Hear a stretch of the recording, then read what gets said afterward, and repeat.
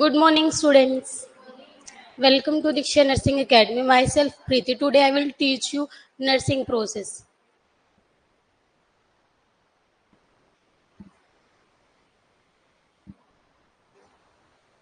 Nursing process आपका 6 chapter है, ठीक है, फंडामेंटल का। पता है नर्सिंग प्रोसेस क्या है? हाँ जी, 6 चैप्टर आपका फंडामेंटल का। पहले हम नर्सिंग प्रोसेस की हिस्ट्री पढ़ेंगे। नर्सिंग प्रोसेस की हिस्ट्री क्या है? नर्सिंग प्रोसेस में कितने स्टेप होते हैं? 6 स्टेप होते हैं। वो कैसे आए ये पढ़ेंगे पहले। According to Lydia Hall 1955 scientist थे, उन्होंने क्या किया था, नर्सिंग प्रोसेस दी थी हमें, मींस नर्सिंग प्रोसेस के बारे में हमें बताया था। उन्होंने क्या बताया था, इसके अंदर कितने एक्सपेक्ट है, 3। हम पढ़ते हैं नर्सिंग प्रोसेस में 6 स्टेप्स होते हैं। इन्होंने फर्स्ट क्या बताया था, 3 स्टेप बताए थे। कौन कौन से? सॉरी, एक्सपेक्ट बताए थे कि क्या क्या है। केयर मीन्स पेशेंट को केयर करना। क्योर मीन्स क्या है? पेशेंट की रिकवरी कराना, केयर देके पेशेंट की रिकवरी कराना। और कोर मीन्स होता है पेशेंट, ठीक है। क्या बताया था इन्होंने? 3 एक्सपेक्ट दिए थे। नर्सिंग प्रोसेस क्यों करते हैं? ताकि पेशेंट को अच्छी केयर दे सके, पेशेंट को क्या करा सके, क्योर करा सके, रिहेबिलिटेट करा सके, कोई भी कंडीशन आई है उससे। और कोर होता है पेशेंट, ठीक है। इन्होंने पहले 3 स्टेप दिए नर्सिंग प्रोसेस के: ऑब्जर्वेशन, मिनिस्ट्री ऑफ केयर और वैलिडेशन। ऑब्जर्वेशन के अंदर क्या आपका, पेशेंट को क्या करना, हमें ऑब्जर्व करना है कि पेशेंट की कैसी एक्टिविटीज है, कैसी एक्टिविटीज नहीं है ये। मिनिस्ट्री ऑफ केयर मींस उसको केयर प्रोवाइड करानी है। केयर प्रोवाइड का मीन्स क्या है? उसको अगर कंफर्टेबल पोजीशन चाहिए तो कंफर्टेबल पोजीशन देनी है, अच्छा इन्वायरमेंट देना जिस भी इन्वायरमेंट में वो रहना चाहता है, ठीक है। ऑक्सीजन की नीड है तो ऑक्सीजन देनी है। वेंटिलेशन होता है ना रूम के अंदर, अगर सांस वगैरह नहीं आए तो विंडोज वगैरह ओपन कर देनी है। वैलिडेशन मीन्स क्या है? ये सारी चीजें है जो हमें क्या करनी है, फुलफिल करनी है पेशेंट्स की नीड, ठीक है। उसके बाद आए थे हमारे साइंटिस्ट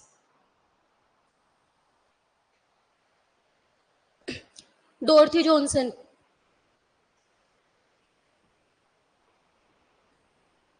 विजिबल है सभी को? अकॉर्डिंग टू डॉर्थी जॉनसन के अकॉर्डिंग 1959 में इन्होंने क्या करा था, describe nursing as fostering of behaviour function of the client.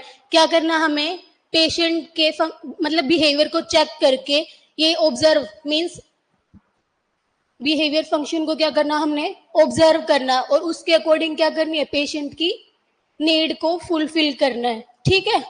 आ रहा है समझ में सभी को? ठीक है। इनके अकॉर्डिंग भी 3 स्टेप्स थे। कौन कौन से? असेसमेंट, असेसमेंट के अंदर क्या आता है आपका, पेशेंट का डाटा कलेक्ट करना होता है, जिसके अंदर आपका 2 आते हैं, सब्जेक्टिव और ऑब्जेक्टिव डाटा। सब्जेक्टिव के अंदर क्या आता है आपका, जो पेशेंट आके हमें बताता है। आप पेशेंट हो, आप हॉस्पिटल के अंदर जा रहे हो, जाके डॉक्टर को ये बोलते हो ना कि मेरे को 2 दिन से लास्ट ये बीमारी है, फिर मेरे को लास्ट 2 दिन से फीवर है। जो आप बता रहे हो वो क्या आपका सब्जेक्टिव डाटा। 2 टाइप के डाटा होते हैं इसमें, सब्जेक्टिव और ऑब्जेक्टिव।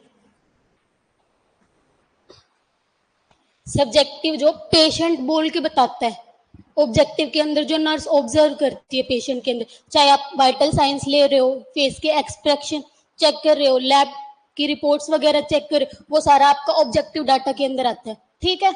उसके बाद आते हैं डिसीजन। ये सारी असेसमेंट करने के बाद हम डायग्नोज वगैरह करते हैं। असेस डिसीजन में ये प्लानिंग करते हैं हम पेशेंट को किस टाइप की हम केयर प्रोवाइड करा सकते हैं, ठीक है। And nursing action, nursing action के अंदर क्या आता है आपका, जो हमने क्या डिसाइड किया वो क्या करते हम, इम्प्लीमेंट।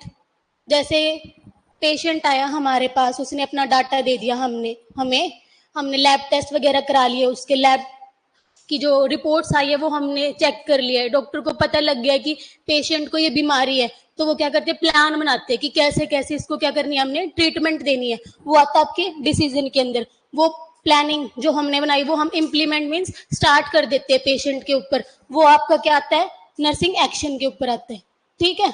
डॉर्थी जॉनसन के अकॉर्डिंग कितने स्टेप थे? 3 स्टेप थे। कौन कौन से? असेसमेंट, डिसीजन और नर्सिंग एक्शन। आ गया समझ में?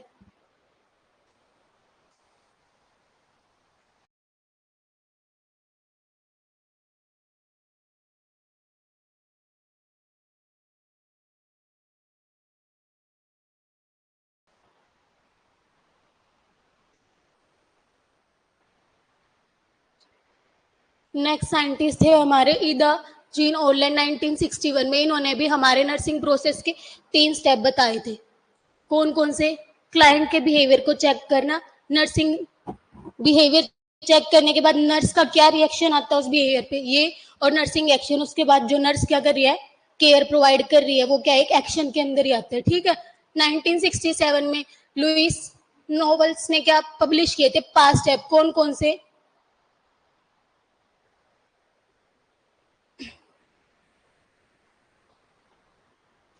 फर्स्ट आपका डिस्कवर। डिस्कवर मीन्स होता है आपका असेसमेंट। ठीक है। सेकंड आपका क्या है? डिलीव। डिलीव मीन्स भी होता है असेसमेंट। थर्ड है डिसाइड। डिसाइड के अंदर हम प्लान करते हैं पेशेंट को कैसे कैसे हमने ट्रीटमेंट प्रोवाइड करानी। फिर आते हैं डू। डू मीन्स करना होता है, तो इम्प्लीमेंट करते, जो हमने प्लानिंग किया वो पेशेंट के ऊपर क्या करते हैं हम अप्लाई करना स्टार्ट कर देते हैं। ठीक है। फिर आता है हमारा डिस्क्रिमिनेशन। डिस्क्रिमिनेशन मीन्स कि जो हमने ट्रीटमेंट दिया उसकी इवेल्युएशन करते कि जैसी कंडीशन में पेशेंट हमारे पास पहले आया था अब उसके अंदर क्या है, इंप्रूवमेंट हुई है या नहीं। ठीक है। आ गया ये समझ में? समझ में आ गया है?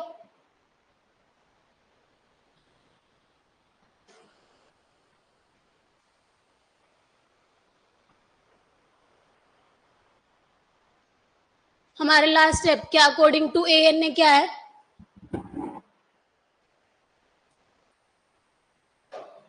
एएन ने क्या आपका? अमेरिकन नर्सिंग एसोसिएशन 1991 के में इन्होंने क्या बताया था? स्टेप बताए थे नर्सिंग प्रोसेस के। कौन कौन से? Assessment, diagnose, outcomes, identification, planning, implementation और इवेल्युएशन। ठीक है। असेसमेंट के अंदर तो सेम ही है, असेसमेंट लेते हैं, पेशेंट का डाटा कलेक्ट करते हैं। डायग्नोज के अंदर क्या है, जो हमने लैब टेस्ट या पेशेंट जो हमें बता रहा है उसके अकॉर्डिंग क्या डायग्नोज बनाते हैं। डायग्नोज मीन्स पेशेंट को क्या बीमारी हुई है। ठीक है। थर्ड के अंदर आउटकम आइडेंटिफिकेशन, या हम इसको गोल भी बोल सकते हैं। इसके अंदर 2 टाइप के गोल आते हैं आपके, शॉर्ट टर्म, लॉन्ग टर्म, कि हाँ भाई पेशेंट को अगर ऐसी बीमारी है जो 2 या 3 दिन में ठीक हो जाएंगे तो उसके लिए हमारे गोल क्या है। अगर ऐसे है कि लंबे टाइम तक चलने वाली बीमारी है तो लॉन्ग टर्म में उसके अंदर हमारे गोल क्या है। ठीक है। फिर आती है हमारी प्लानिंग, पेशेंट को कैसे कैसे हमने ट्रीटमेंट प्रोवाइड करनी है। वो प्लानिंग जो की है वो हम क्या करेंगे, पेशेंट के ऊपर अप्लाई करेंगे, इम्प्लीमेंटेशन। और इवेल्युएशन में ये देखेंगे पेशेंट जिस कंडीशन में हमारे पास आया था उसमें क्या है, इम्प्रूवमेंट हुई है या नहीं। आ गया समझ में?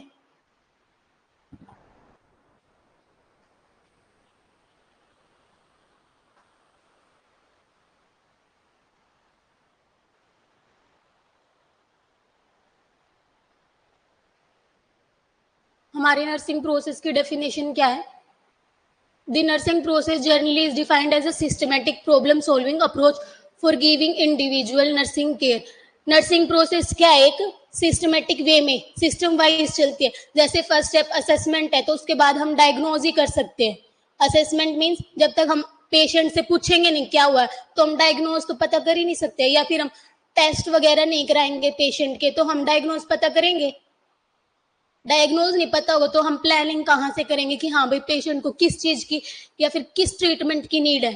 तो क्या एक सिस्टमेटिक प्रॉब्लम सॉल्विंग मीन्स कि पेशेंट की प्रॉब्लम को सोल्व मीन्स क्या है कि जो पेशेंट आया हमारे पास उसकी क्या ये प्रॉब्लम को सोल्व करना मीन्स ये पता लगाना कि उसको किस चीज की नीड है या फिर किस चीज की हमें उसे ट्रीटमेंट प्रोवाइड करानी है। ठीक है। नर्सिंग प्रोसेस क्या है, एक सिस्टमेटिक मैनर में चलती है, मीन्स सिस्टम वाइज चलती है। जैसे फर्स्ट स्टेप असेसमेंट है तो असेसमेंट ही है, फर्स्ट स्टेप आप डायग्नोज नहीं कर सकते हो। ठीक है। क्यों करते हैं? क्योंकि हम क्या करें, इंडिविजुअल होता है, पर्सन को क्या केयर प्रोवाइड कराने के लिए। ठीक है। और क्या बोल सकते हैं? The nursing process can be defined as an orderly, systematic way of identifying and identify the client problem, making plan to solve them. सबसे पहले यही करते हैं हम असेसमेंट में, पेशेंट की प्रॉब्लम को आइडेंटिफाई करते हैं, फिर प्लानिंग करते हैं ताकि उसकी प्रॉब्लम को क्या कर सके, सोल्व कर सके। थर्ड क्या है फिर, इनिशिएटिंग द प्लान और assessing other to implement it. Means जो प्लान बनाया हमने उसको क्या करना है, हाँ असेस भी करना और क्या करना है, इम्प्लीमेंट कराना है, ठीक है। And evaluate the extent to which the plan was effective in resolving the problem identification. Evaluation से हमें ये पता लगता है कि जो हमने प्लानिंग की थी और जो हमने इम्प्लीमेंट किया है वो पेशेंट के लिए बेनिफिट है या नहीं है। मीन्स उसकी कुछ प्रॉब्लम थी, जो दिक्कतें थी, या फिर जो वो बीमार था उसकी ट्रीटमेंट अच्छे से हुई है, यानी क्योर हुआ है या नहीं पेशेंट, ठीक है, पता चल गया है।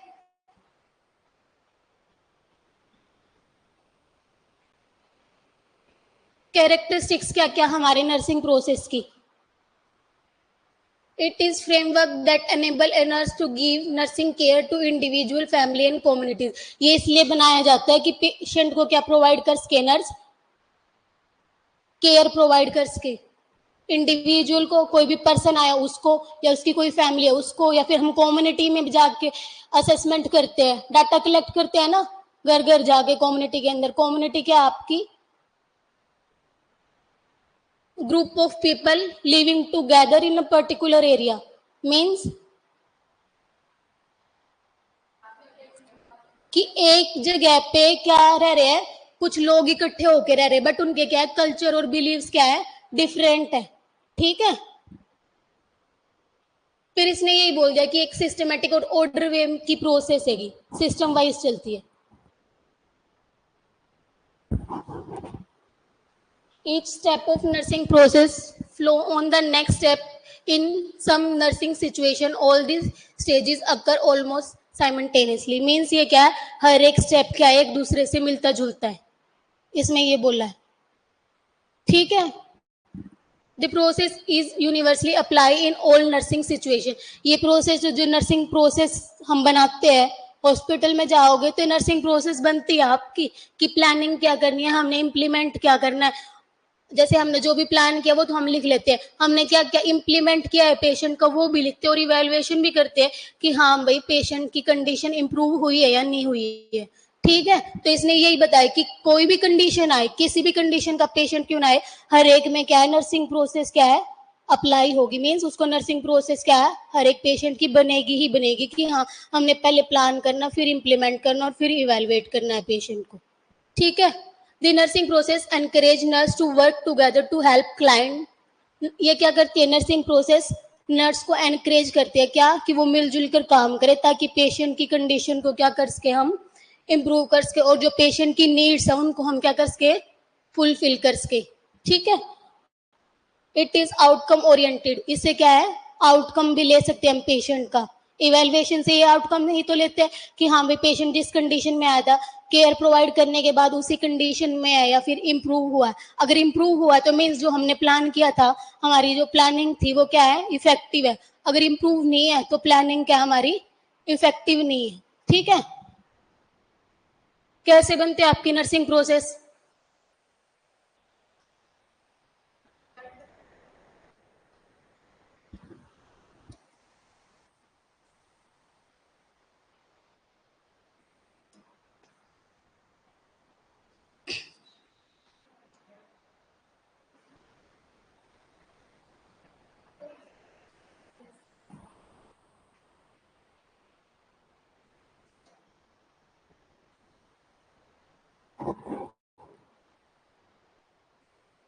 एनसीपी बनते हैं आपके एग्जाम में भी, और जो हॉस्पिटल जाते हैं उसके अंदर भी। एनसीपी का फर्स्ट स्टेप क्या होता है आपका, नर्सिंग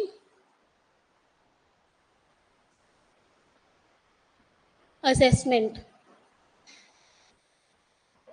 इसके अंदर क्या आता है आपका, डाटा कलेक्ट करना होता है। मैंने पहले बताया दो टाइप के डाटा होते हैं आपके। फर्स्ट क्या आपका, सब्जेक्टिव,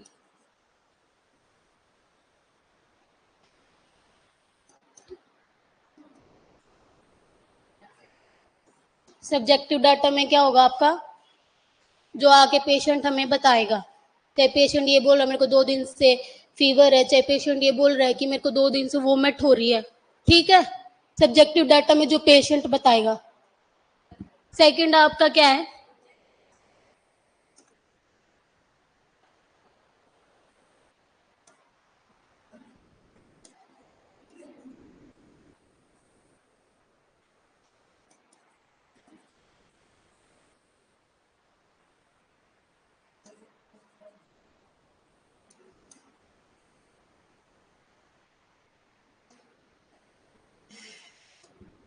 पेशेंट आया हमारे पास, उसने क्या बोला है कि मेरे को क्या है, लास्ट 2 दिन से क्या है, पेन है, ठीक है। ऑब्जेक्टिव डाटा में हम क्या लेंगे,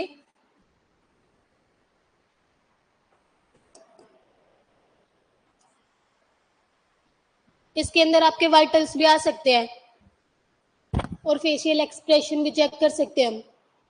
पेन स्केल से कौन सा पेन स्केल यूज होता है, फेस,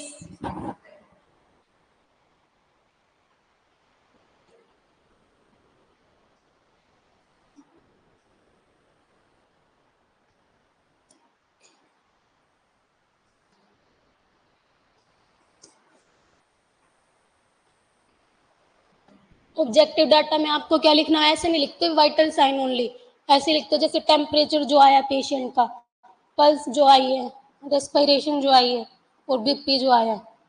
नॉर्मल टेम्परेचर कितना है, 90।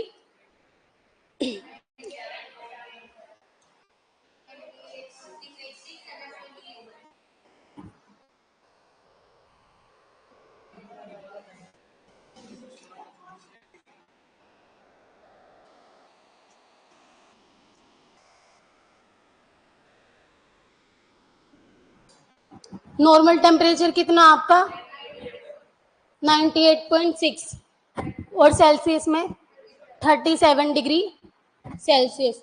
पल्स कितनी आपकी नॉर्मल, 60 to 100। यूनिट क्या लगती है पीछे,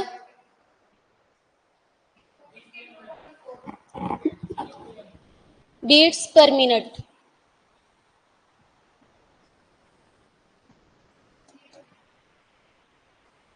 रेस्पिरेशन कितनी होती है आपकी,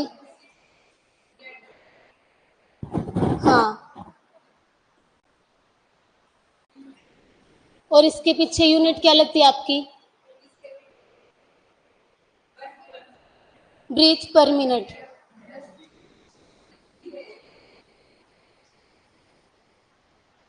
नॉर्मल बीपी कितना होता है आपका, 120/80। फुल फॉर्म क्या है मैम ऑफ एसजी की, मिलीमीटर ऑफ मर्करी। अगर आपसे कोई ये पूछने लग जाए नॉर्मल सिस्टोलिक बीपी कितना होता है,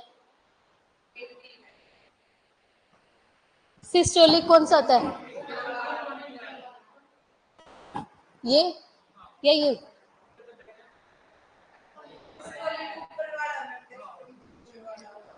अच्छा, रेंज पूछने लग जाए तो कोई, क्योंकि पेशेंट आते हैं हमारे पास, ये नहीं है हर एक पेशेंट का 120/80 बीपी आया है। नॉर्मल कितनी रेंज होती है इसकी आपकी,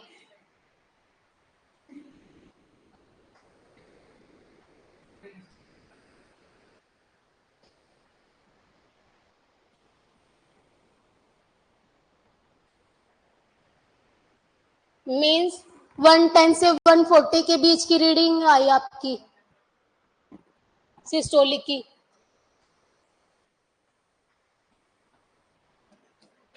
110 से 140 रीडिंग आई है आपकी अपर, लोअर कितनी आई है, 70 to 90 के बीच की, तो मीन्स क्या आपका बीपी नॉर्मल है। इफ 140 से अप गई है, अब कितनी, 160 तक, तो आपकी कौन सी कंडीशन आ जाती है, प्री हाइपरटेंसिव, ठीक है। 160 से ऊपर जाते ही हाइपरटेंसिव कंडीशन आ जाती है। हाइपरटेंसिव मीन्स बीपी का बढ़ना, ठीक है। नीचे आएगी तो हाइपोटेंशन में जाएगा पेशेंट, ठीक है। तो जो ये टेम्परेचर, पल्स, रेस्पिरेशन, बीपी और क्या है, पेन स्केल मेजरमेंट करते, पेन स्केल का भी लेवल लिखा जाता है कि पेशेंट आया उसके फेशियल एक्सप्रेशन चेक करके हम उसको मार्क्स देते हैं कि इस ये मार्क्स है, मींस 3 to 15 होती है आपकी नॉर्मल पेन स्केल की रीडिंग, तो अकॉर्डिंग टू इमोजीज बनी रहती है। ठीक है, जैसे यहाँ पे 3 से 5 हमारी ये हो गया, 5 से 7 ये हो गया, ये 9 हो गया, 15 है। ऐसे हम क्या करते हैं, अगर पेशेंट को सीवियर ही पेन है तो उसको चेहरे पे आपको पता लग जाता है कि भाई ये नाटक कर रहा है, फिर इसको सीरियसली पेन है। ठीक है, रोएगा भी पेशेंट अगर सीरियस होगा तो उसकी क्या है, जो हमारी गुस्से वाली इमोजी होती है, मीन्स वर्स्ट टाइप का पेन है, पेशेंट से कंट्रोल ही नहीं हो रहा, तो हम उसको 15 नंबरिंग दे देते हैं। तो यहाँ पे पेन स्केल की आपको लिखनी होती है, पेन स्केल की, और लैब इन्वेस्टिगेशन आप जो जो टेस्ट करा रहे हो उसके ये आ गया। ये सेकेंड स्टेप आपका क्या होता है,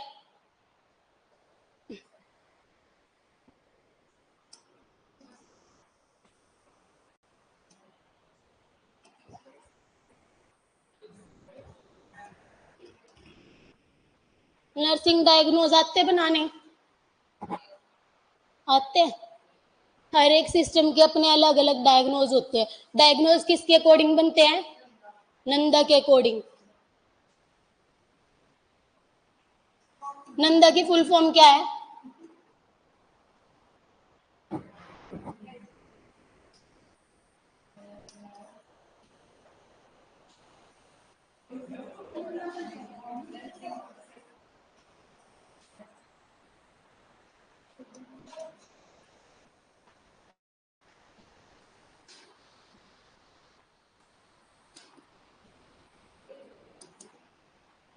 north American nursing diagnose association. इन्होंने क्या बोला है कि पेशेंट को क्या करना है, हमने डायग्नोज बनाने हैं रिलेट करके और एविडेंस करके। एविडेंस मींस सबूतों के आधार पर, और रिलेट मींस डिसीज कंडीशन को हम रिलेट कर सकते हैं एक दूसरे से। ठीक है, जैसे हमने एक्यूट पेन पे बनाना है,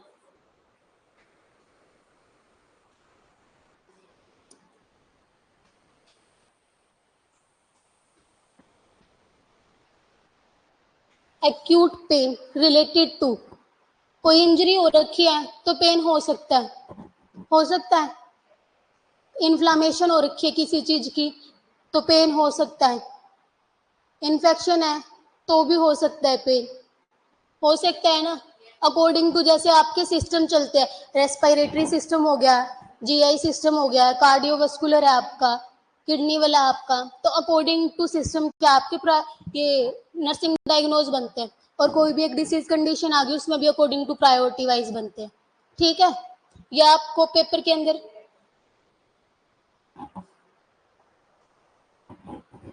एग्जाम के अंदर आपको कितने नर्सिंग डायग्नोज बनाने होते हैं, 6 से 7, 6 से 7 बनाने होते, मीन्स पेपर की शीट आपके पास एक क्वेश्चन आ गया आपका, अस्थमा, डिफाइन अस्थमा और नर्सिंग केयर प्लान बनाओ अस्थमा के ऊपर।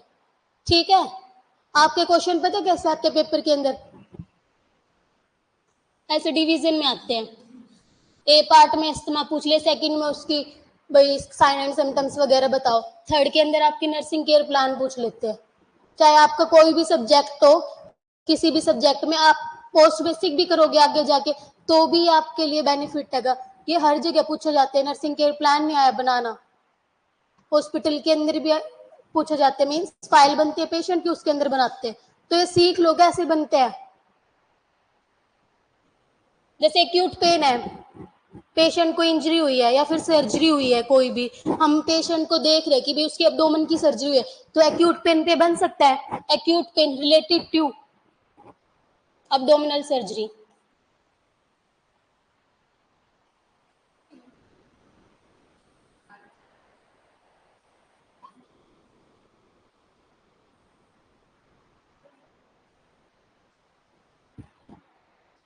एविडेंस कैसे करेंगे हम, एज एविडेंस बाय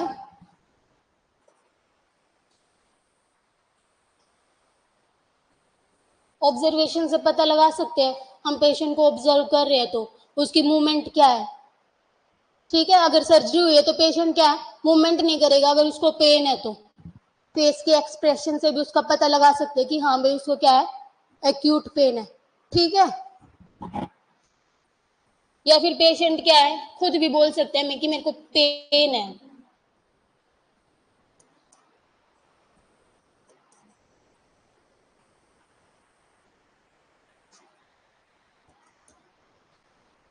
पता चल गया है। अगर आपके पास कोई भी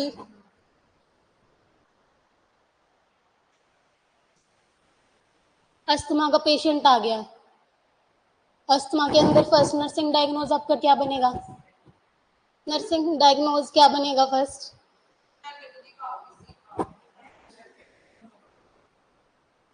अस्थमा के पेशेंट की दिक्कत क्या होती है आपकी, सांस लेने में।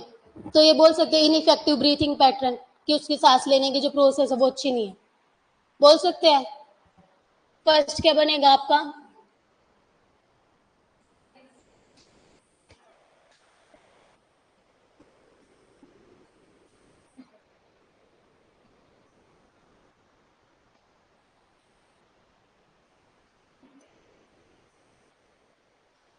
रिलेट कैसे करेंगे हम, या फिर किसी को सांस लेने में दिक्कत हो रही है तो रिलेट कैसे कर सकते हैं, उसको देख के कर सकते हैं। ठीक है, उसको देख के कर सकते हैं। ये किसी का हमारा क्या है, रेस्पिरेटरी ट्रैक कैसे है,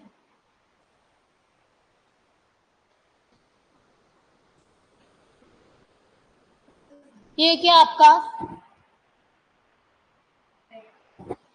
पड़ा होगा रेस्पिरेटरी सिस्टम,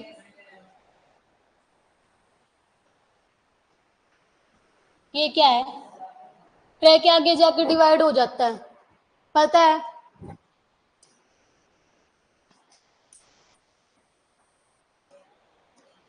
लेफ्ट और राइट के अंदर, ठीक है, किसके अंदर डिवाइड होता है, ब्रोंकाई के अंदर होता है आगे जाके, primary secondary tertiary. Tertiary bronchi आपके आगे जाके किसके अंदर, एल्वोलाई के अंदर, एल्वोलर फिर एल्वोलाई। ठीक है, उसके अंदर आपका क्या होता है, गैसेस का एक्सचेंज होता है ब्लड वेसल्स के साथ, होता है ऐसे। अगर किसी के ट्रैकिया के अंदर इन्फ्लामेशन हो गई है, मींस इन्फ्लामेशन का एक साइन होता है स्वेलिंग आना, पता है। 5 साइन होते हैं इन्फ्लामेशन के, कौन कौन से होते हैं, पता नहीं है किसी को।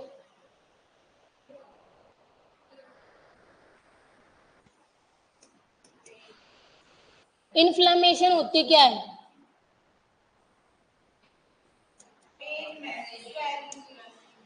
Pen, swelling, redness.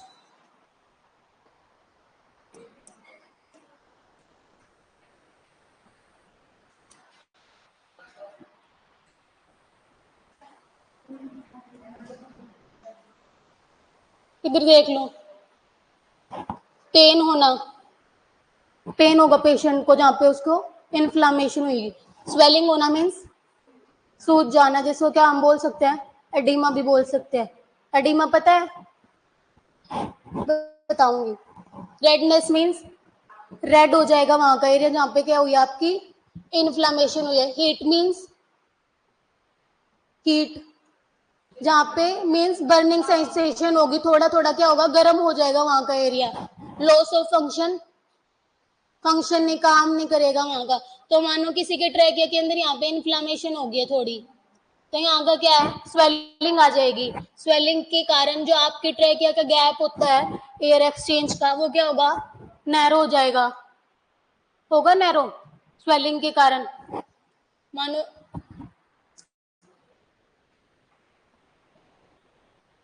ये हमारा ट्रैकिया है, इतने हिस्से में हमारी स्वेलिंग हो गई है। पहले क्या थी, हमारे पास इतनी जगह थी सांस लेने के लिए, अब हमारे पास इतनी जगह है सांस लेने, कम हुई ना, तो एक्सचेंज क्या होगा, बिल्कुल धीरे धीरे होगा, सांस लेने में दिक्कत आएगी। तो एक कारण ये हो सकता है कि हाँ आप डिसीज कंडीशन देख के, कि हाँ भाई लैब टेस्ट वगैरह देख के कि इस चीज में दिक्कत आ रही है, तो हम पता लगा सकते हैं हाँ भी पेशेंट का ये क्यों हो रहा है। तो हम इसको बोल सकते हैं ineffective breathing pattern related to, या आपके लेरेंस हो, फेरेंस हो, कहीं पे भी कोई इन्फेक्शन वगैरह हो रहा है, इन्फ्लामेशन वगैरह हो रहा है, या फिर इंजरी हो रही है। ठीक है, इंजरी के ऊपर भी प्लेटलेट्स आगे क्या होती है, एक्यूमुलेट हो जाती है। क्यों? ब्लड ज्यादा क्या हो, लॉस ना हो। प्लेटलेट्स का काम क्या होता है आपका, कोएगुलेशन कराने का। कोएगुलेशन मींस ब्लड को क्या है, रोकने का, मींस गुच्छा बना देती है वो ब्लड का। कोएगुलेशन मींस होता है कि ब्लड को लिक्विड फॉर्म में होता है तो वो क्या कर देते हैं, उसको गुच्छा टाइप में बना देते हैं ताकि क्या हो, ब्लड ज्यादा लॉस ना हो। ठीक है, तो इंजरी वगैरह हो रखी है किसी को, उस वजह से भी क्या आपका सांस लेने में दिक्कत आ सकती है। पता चल गया ये इन्फ्लामेशन के। नेक्स्ट टाइम कुछ तो पता होगा सभी को।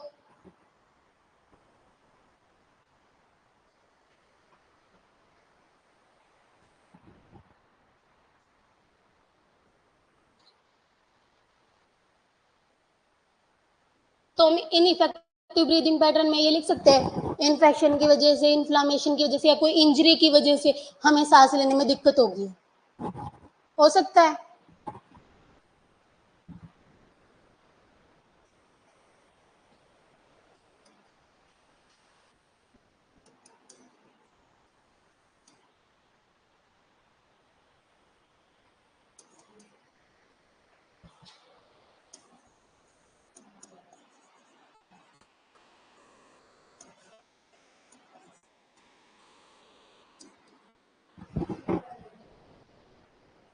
एज एविडेंस कैसे करेंगे हम, एविडेंस कैसे कर सकते हैं, लैब टेस्ट करा के। एबीजी होती है आपकी, एबीजी से पता लग जाता है कि पेशेंट क्या है, हाइपर वेंटिलेटेड है या हाइपो वेंटिलेटेड है, सांस लेने में उसको दिक्कत वगैरह हो रही है या नहीं। ठीक है, लैब टेस्ट लिख सकते हो आप, कि पेशेंट क्या हमें खुद बताएगा कि मेरे को सांस लेने में दिक्कत है। और अगर पेशेंट को ऑक्सीजन चली हुई है तो मीन्स हम ऑब्जर्व भी कर सकते कि हाँ पेशेंट को ऑक्सीजन चली हुई है इतने लीटर पे, तो क्या उसको सांस लेने में दिक्कत है।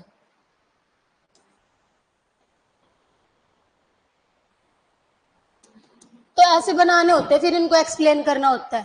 ठीक है, एक्सप्लेन भी बताऊंगी कैसे करते हैं। ऐसे बना के सेकंड हमारा इम्पेयर गैस एक्सचेंज भी बन सकता है, आगे एक्यूट पेन भी बन सकता है। देख सकते हो आप, इन्फ्लामेशन है तो पेन होगा पेशेंट को, एक्यूट पेन होगा तो रात को नींद आएगी या फिर सो पाएगा पेशेंट, तो डिस्टर्ब हो जाएगा उसका स्लीपिंग पैटर्न, ये भी बन सकता है। उससे आगे क्या बन सकता है आपका, एंजाइटी। हॉस्पिटल जाते हो घबराहट रहती है ना मन के अंदर कि क्या पता डॉक्टर इंजेक्शन लगाएगा या फिर क्या ट्रीटमेंट देगा, किस तरह की मेडिसिन देगा हमें खाने के लिए, होता है ये। तो आपके एंजाइटी के ऊपर दो आपके मोस्ट कॉमन ये रहते हैं लास्ट, एक होता है लास्ट सेकंड एंजाइटी, लास्ट होता है आपका डेफिशिएंट नॉलेज, पेशेंट को क्या उस चीज के बारे में कुछ पता नहीं। तो एंजाइटी के ऊपर आपका बन सकता है, anxiety related to disease condition as evidence by patient facial expression. ठीक है, या पेशेंट शिवरिंग कर रहा है, थोड़ी बहुत कांप रहा है, ठीक है, उससे भी पता लग सकता है। और लास्ट क्या रहता है आपका, डेफिशिएंट नॉलेज मींस पेशेंट को अपनी कंडीशन के बारे में क्या है, नॉलेज नहीं है, तो हम बोल सकते हैं deficient knowledge related to disease condition as evidence by facial expression. ठीक है, ये बना लिए। उसके बाद क्या रहता है आपका,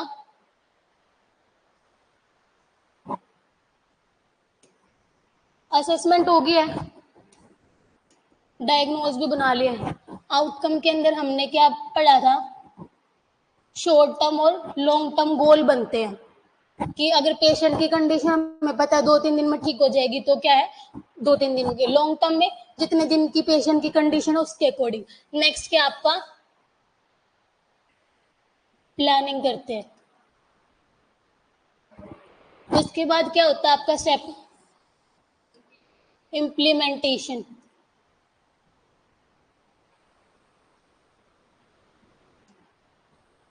फिर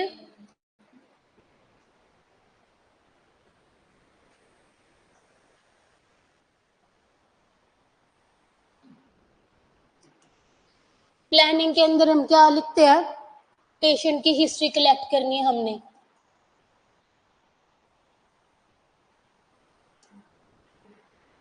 सेकंड क्या, अगर उसको कंफर्टेबल पोजीशन प्रोवाइड करानी है तो, ठीक है। थर्ड क्या आपका, अगर पेशेंट क्या है सांस लेने में दिक्कत से आया तो उसको क्या है O2 अच्छी देनी चाहिए, वेंटिलेशन देना चाहिए, प्रॉपर फूड होना चाहिए उसका, ठीक है, सॉलिड या लिक्विड जो भी हमारे डॉक्टर ने प्रिस्क्राइब किया है। लास्ट में आपके क्या आ जाती है, मेडिसिन जो प्रिस्क्राइब की हुई है, ठीक है। इधर आपका क्या लिखते हो आप, हिस्ट्री हैज बीन कलेक्टेड। जैसे सेकंड हमने बताया कंफर्टेबल पोजीशन,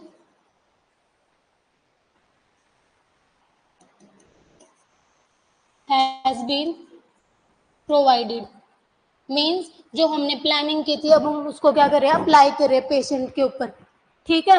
मीन्स पहले उसकी हिस्ट्री ले ली हमने, पेशेंट को जो उसको पोजीशन चाहिए थी, मीन्स पेशेंट कह रहा था मेरे को सीधा लेटना है फिर थोड़ी अप कर दो, तो हमने वैसे बोल दिया। पेशेंट बोलेगा विंडो वगैरह खोलनी है भाई, हमने वेंटिलेट करना पूरे रूम को, तो हम विंडोज वगैरह ओपन कर देंगे।